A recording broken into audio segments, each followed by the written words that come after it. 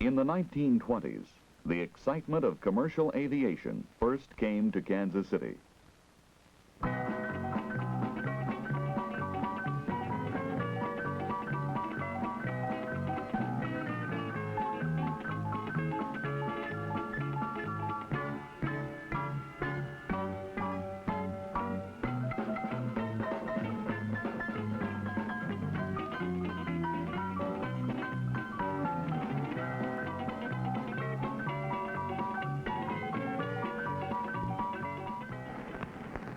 There is the opportunity today for any one of a number of cities in this country to become the air center of the country.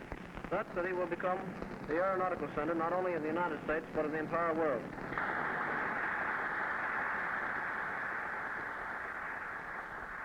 In August of 1927, Colonel Charles A. Lindbergh helped Kansas City dedicate its new municipal airport. At present, it may be doubtful in the minds of a number of Kansas City citizens as to whether the outlay required for this airport was well spent or not. Within a few years, I do not believe there will be any doubt on that question.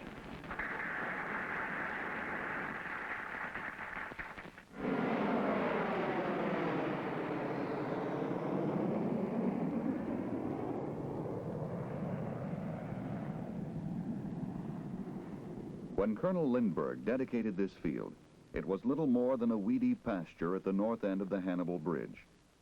Here is the measure of its growth. In 1935, Municipal Air Terminal handled 40,000 passengers. In 1971, the airport will serve an estimated 4 million passengers.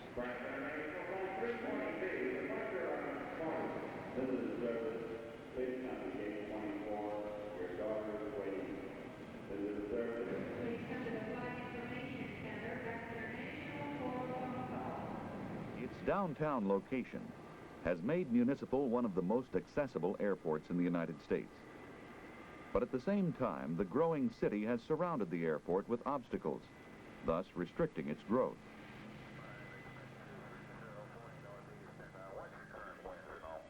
Wind is 320 degrees at 4, the altimeter 3012. Okay, and in the event, the usual story with 80, we're pretty loaded and everything. If we have to use 36, will there be much of a delay? Well, the way traffic's been running today, I couldn't really give you an estimate. Okay, if you do need 36, you can expect,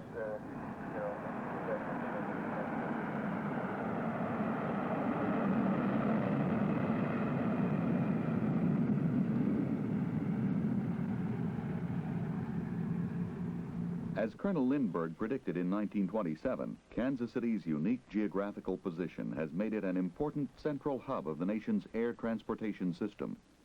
Each year, the busy controllers in Municipal's tower handle almost 250,000 aircraft arrivals and departures. Even though Municipal Airport has grown, the city has grown even faster. 16 miles north of downtown Kansas City, Missouri, yet still within the city limits, is another airport and another tower where the pace is still rather leisurely. We'd like to go west on taxiway Charlie. 635, Fred West. 35. Cessna 00 Yankee, turn left to high speed, taxi back runway 9. 00 Yankee. This is Kansas City International Airport.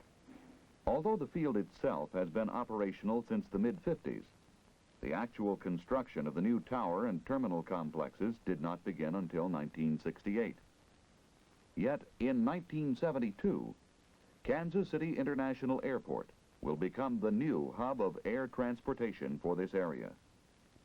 The terminals are now nearing completion.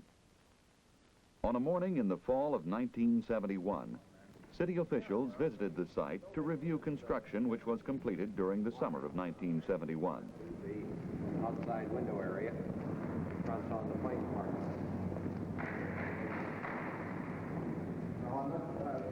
Obviously, a project of this size and complexity requires the cooperation of many agencies and thousands of individuals.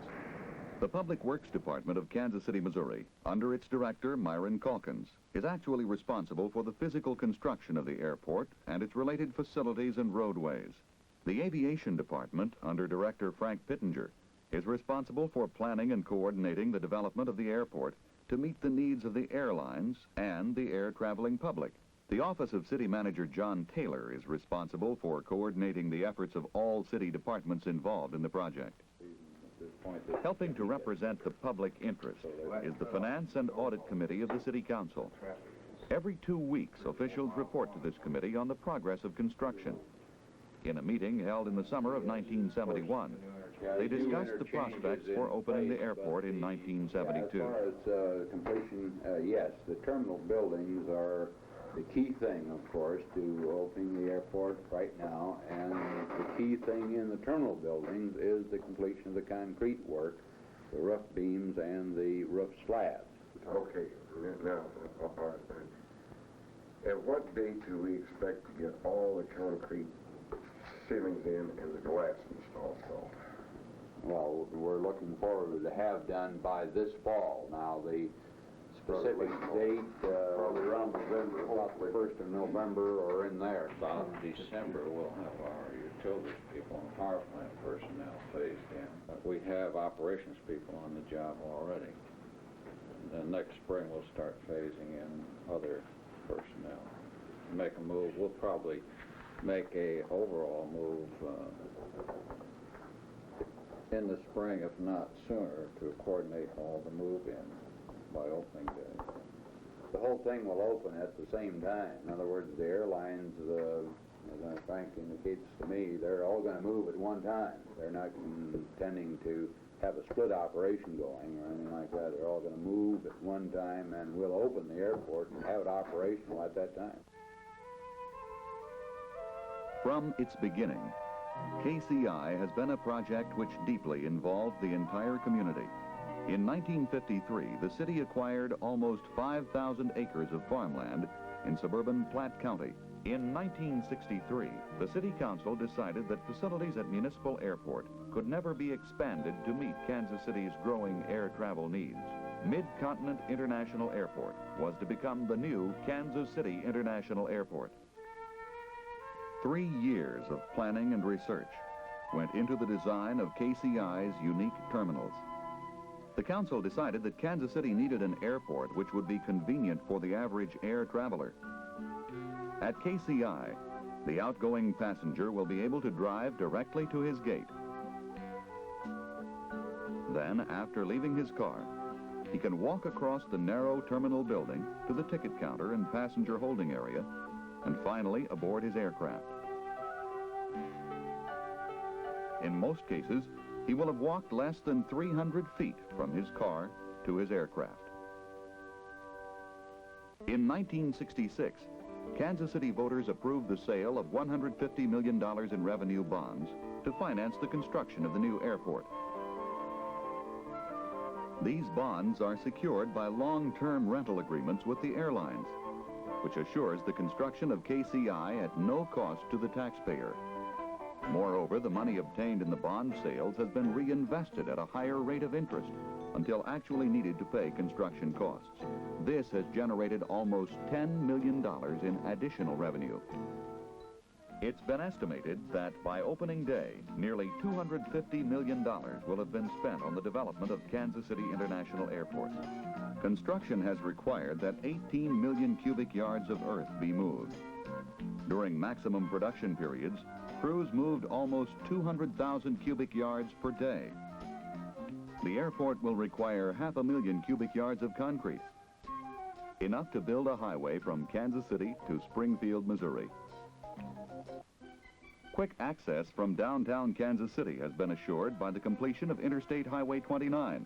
Also, the Interstate 435 and 635 loops will be completed in the near future. These will make the airport even more accessible to those Kansas Cityans living in the south part of the city. A high-speed turnoff leads from I-29 into the airport entrance road, through rolling hills, which will gradually reveal the entire airport to the arriving passenger. The 1971 construction season was remarkably free of delays caused by bad weather or by labor disputes. One of the major projects already completed is the paving of parking lots at each terminal and near the management building. Each terminal surrounds its own circular parking lot. Each of these lots will accommodate nearly 850 cars. This means there will be more than 2,500 parking spaces within easy walking distance of the terminals.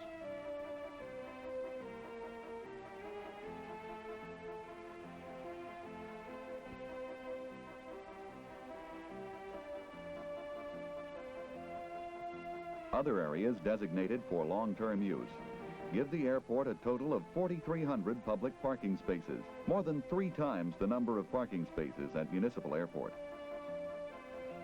Ultimately, as passenger traffic increases, multi-level parking structures can be constructed in these areas. These structures would increase the parking capacity to 2,700 cars per terminal. During this construction season, the most urgent goal has been the roofing and glassing in of the terminals.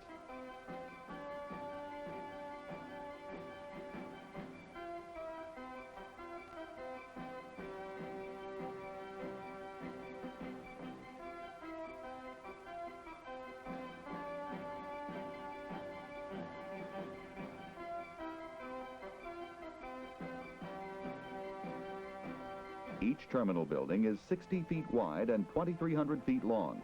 This means that in one season, these workmen will have finished almost 1.5 miles of complex roof structure.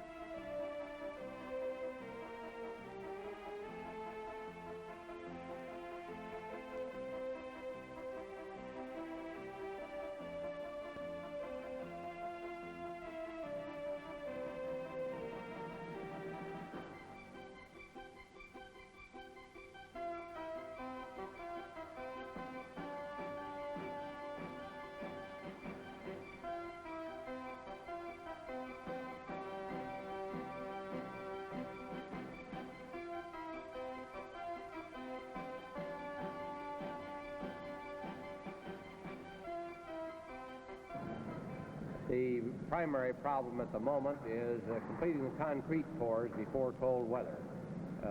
Currently, the contractor is ahead of schedule slightly on his concrete pours, and we anticipate that the concrete will be done before winter, and the glassing in will continue on through January, at which time it should be completely enclosed.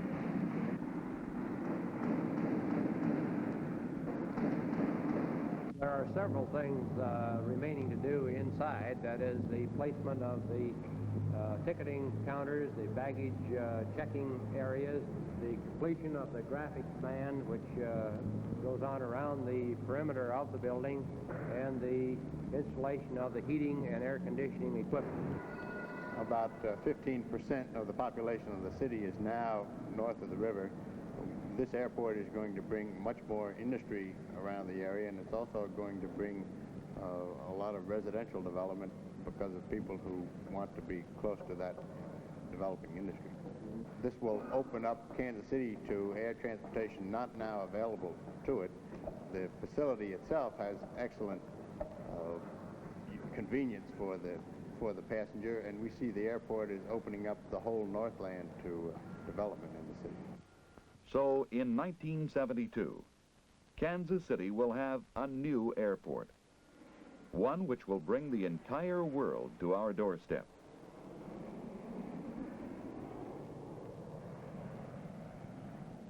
We have underway plans now to convert MKC over to general aviation operations. At the same time, we are planning toward it being a holdover facility so that in the future it will accommodate STOL-type operations, as short takeoff passenger operations. That will probably be in about 15 years or so. We're already a cosmopolitan town, but I would expect great economic growth and almost doubling of our population in the next 30 years due to this airport. The new airport is obviously going to increase our importance as a transportation center. We have a law passed by the Missouri legislature last year that would permit us to form a foreign trade zone if the Department of Commerce grants us that privilege. Right now, even without the foreign trade zone approval, several foreign airlines have expressed interest, and I'm going to do everything I can to get all the international airlines I can flying into Kansas City International.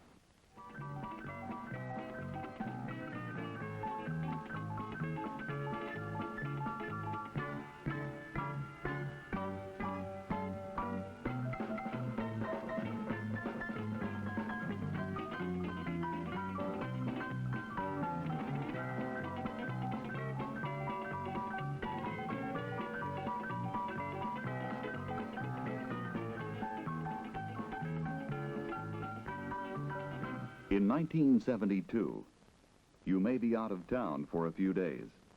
And when you return, you'll find there's been a major change in the face of Kansas City. The sound that you just heard was the normal sound of the landing gear being lowered and locked into position. Shortly after we land, you will notice an increase in the sound level as the thrust of the engine is reversed to help reduce the flow of sound. The Central Daylight Time is now 3:10 p.m. On behalf of all of our crew, ladies and gentlemen, we welcome you to Kansas City International Airport. Remember, the target is still 1972. Plan to be there on opening day.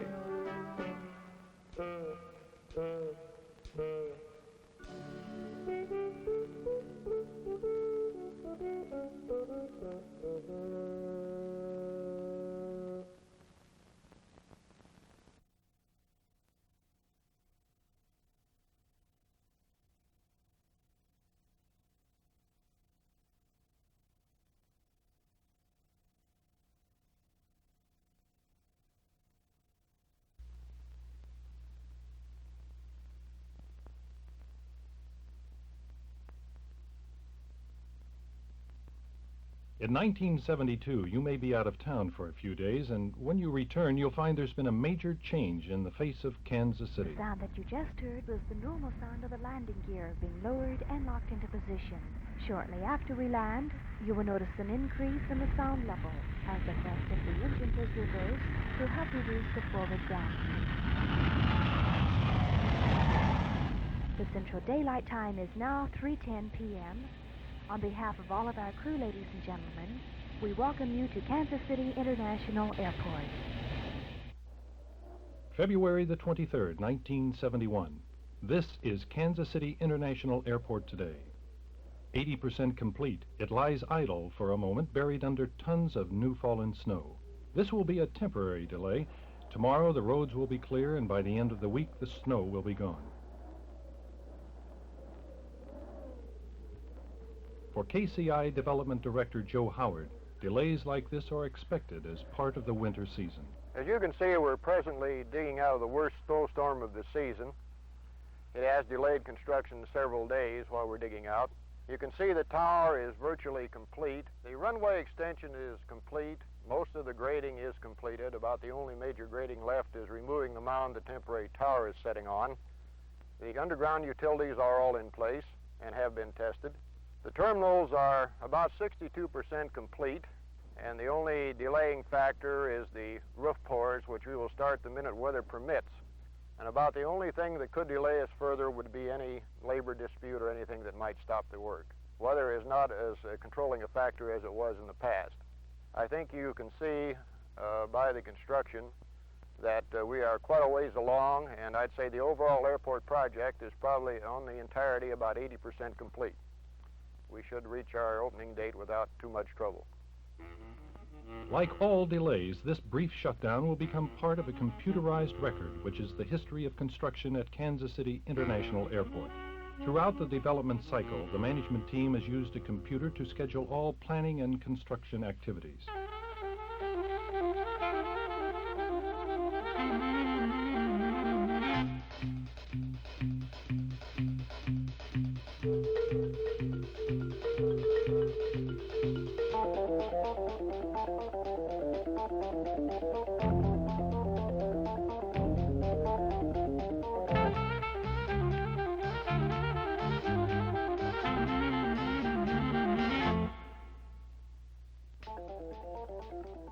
The computer has proved especially valuable during the work stoppages caused by labor disputes or inclement weather.